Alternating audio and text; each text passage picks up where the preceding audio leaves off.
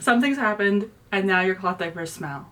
This video, we're going to chat about simple ways to troubleshoot stinky cloth diapers and get you back on track to successful cloth diapering in a way that works for you. My name is Bailey. I am the host of the Cloth Diaper Podcast and a cloth diaper educator and consultant. Over the last 5 and 6 years, I've been working with cloth diaper brands, retailers, and parents to find solutions to a wide array of problems, from wash routines to social media strategy. Wash routine mishaps happen to everyone. You might hear this rhetoric in the cloth diaper community that you should never have to strip your diapers if you have a good routine. You can have a good routine and need to strip your diapers. You can have a good routine and get yeast. You can have a good routine and get a funky smell.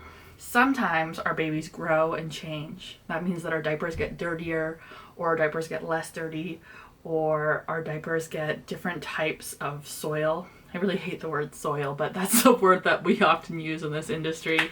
Sometimes we're human error. And sometimes I forget to put the detergent in, or I forget to put the additive in, or I set the thing to the wrong setting. These are all things that can happen, and they're not indicative of a bad routine. They're just indicative of human nature, and that mistakes happen, and those mistakes can happen to the best of us. So how do you figure out what's normal and what's not normal? Not normal is being able to smell a poopy diaper when your child hasn't pooped in a diaper. If you are always repulsed by your child's diapers, that's not normal. Normal is waking up and having a really heavy pee smell in a diaper. That's normal. 8 hours of urine in a diaper does not smell good, even on the best of days. Staining is also normal, especially if you're using cotton diapers or plant-based detergents. If your wash routine is finished and you open up your washing machine and it still smells disgusting, not normal. If you're moving your diapers from the washer to the dryer and they feel sticky or slimy, that's not normal. If your baby gets a rash or a big skin irritation after peeing or pooping, that is not always normal either. If you remove your diapers from the wash and you still find poop in the fibers of the diaper or stuck in the elastics, that's not normal either. If your wash routine is taking hours and hours and hours, that's not really normal either. Things are kind of happening to you, or maybe you have something else that you're concerned about, this video and this guide is the right place for you. We're going to walk through how to troubleshoot those solutions. So the good thing about troubleshooting cloth diapers is you don't have to be an expert, you don't have to be anybody. Anyone can troubleshoot diapers. Just like how you troubleshoot when you get a stain on your clothing or your gardening clothes don't come out of the washing machine correctly, you also have the power, the authority, and the wisdom to troubleshoot. Throughout this book and guide, throughout this workbook, I've set out some questions and a worksheet to help you kind of walk through some of the questions that I might ask you if you were to come to me with a problem. I'm hoping that I set this up in a way that allows you to kind of work through enough solutions by yourself so that you can find the right answer and feel good to do it. In the workbook, I broke this down into 5 steps, but in today's video, we're going to talk about 7 steps. So we're going to go through identifying your cloth diaper wash routine problem. Then we're going to talk about what's your goal and finding that goal and what we're going to ground that goal in. We're going to then talk about why it's important to understand what happened, what's causing the root issue of the problem. Step 4 of troubleshooting is exploring all your possible solutions. This is a giant brain dump. Step 5 is evaluating those solutions and weighing the pros and cons to find a solution that works for you. Step 6 is empowering you to make that change. And step 7 is the ever so important step of evaluation and seeing if we need to go back, if we are good to go, and what happens next. The first step to troubleshooting your wash routine is to define the problem. What is going on with your diapers and your wash routine? What is the problem that needs to be solved? So for today's case, we're going to use the example, my diapers smell like barnyard. And the barnyard smell is kind of like, I can remember reading people talking about barnyard smell and being like, what are they talking about? But it's like, it smells like a horse barn. It smells just kind of foul, animal-y. It smells like poop. So in this situation, my diapers smell like barnyard as soon as they come out of the dryer. That means that you've opened up the dryer and you're usually just hit with this warm, poopy smell. It's kind of terrifying. So that's our problem. There's nothing else wrong with our diapers. We can't see any staining. We don't see any obvious poop. But the problem is that the diapers smell like barnyard when they come out of the dryer. Our problem, we're going to identify our goal.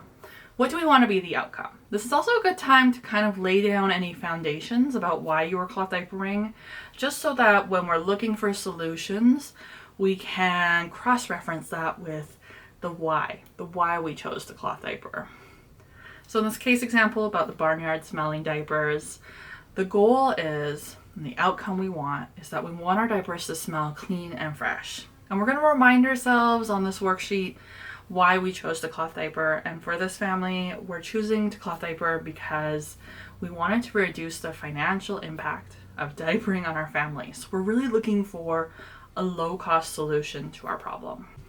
All right, so we've identified our problem, we've identified our goal. Now we need to understand why the problem has happened. When we understand why a problem is happening, it really helps us find the solution or find out what changes we need to make in order to overcome that problem. So in this workbook, I've provided some brief explanations to why we know certain problems happen.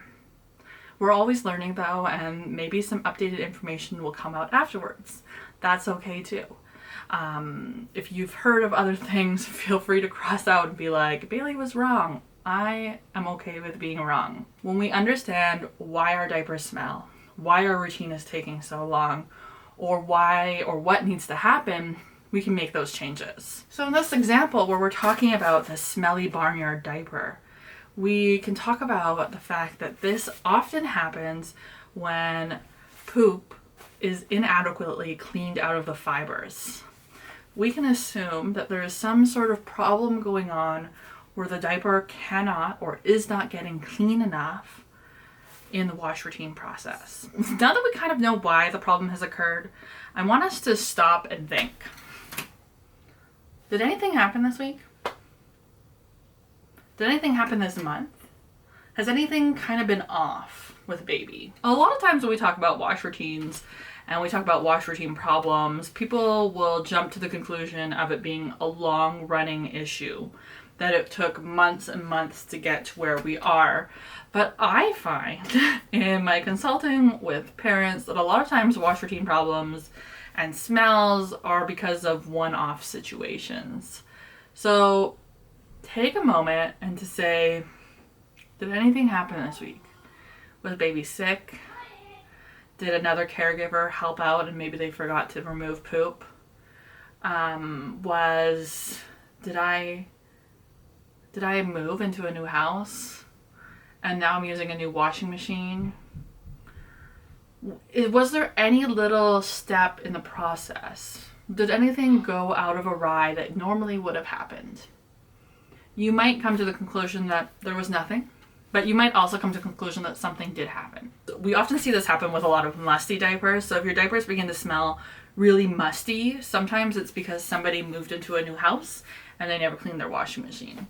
Sometimes they left the diapers overnight in the washing machine and it was really humid and they didn't really realize that the diapers stunk and they tossed them in the dryer anyways and they're using them on baby a couple days later and they just smell.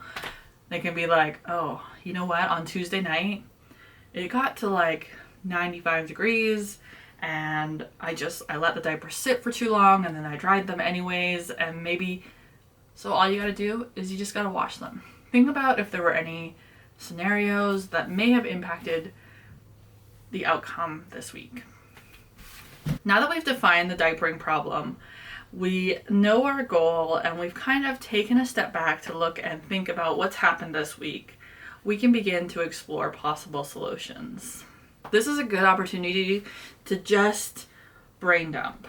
You can read through this workbook, you can read through blogs, you can not read through blogs, you can listen to other videos, you can use your own intuition as a human who knows how to do laundry, and you can just like brain dump everything. Write down every single idea that you get. Yeah, seriously, write them all down.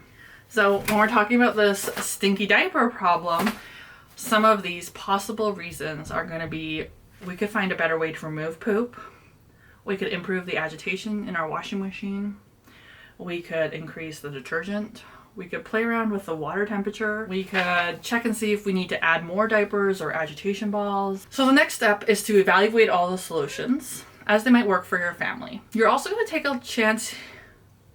So the next step, so we've got all of our possible solutions written down. I don't know why I have this imaginary paper, but we've gotten all of our solutions written down.